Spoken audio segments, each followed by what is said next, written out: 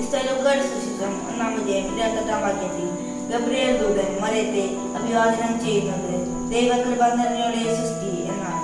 അമ്മയുടെ ജീവിത വിശുദ്ധിയുടെ മനോഹാരിതവും സൗന്ദര്യവുമെല്ലാം നിറഞ്ഞു നിൽക്കുന്ന ഒരു വചനമായിരുന്നു അത്. ദൈവകൃപയിൽ നിറയുക എന്ന് പറയുന്നത് പാപത്തിന്റെ മാലിന്യം അല്പം പോലും മേശാത്ത അവസ്ഥയാണ്.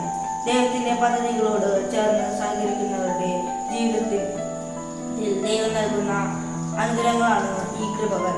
ഇതാ കർത്താവിന്റെ ദാസി എന്ന് പറഞ്ഞുകൊണ്ട് തന്റെ ജീവിതം മുഴുവൻ ദൈവത്തിന്റെ ദാസിയായി ജീവിച്ച് തന്റെ ജീവിത വിശുദ്ധി ഉയർത്തിപ്പിടിച്ചവളാണ് പരിശുദ്ധ പരിശുദ്ധമാതാവിനോടുള്ള പ്രാർത്ഥന.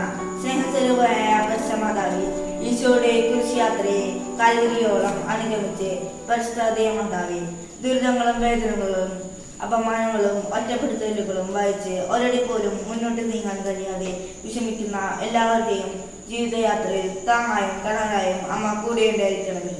ഈശോയുടെ ജീവിതത്തിൽ ആദ്യം മുതൽ അന്ത്യം വരെ കൂടെയുണ്ടായിരുന്നവളും ഈശോയുടെ ജീവിതത്തോട് ഏറ്റവും അടുത്തുണ്ടായിരുന്നവളുമായ പരിശുദ്ധ അമ്മേ, എൻ്റെ ജീവിതത്തിൽ ഏത് പ്രതിസന്ധിയിലും ഈശോയോട് ചേർന്ന് നിൽക്കുവാൻ എനിക്ക് കരുത്ത് നൽകണമേ. ആമേൻ.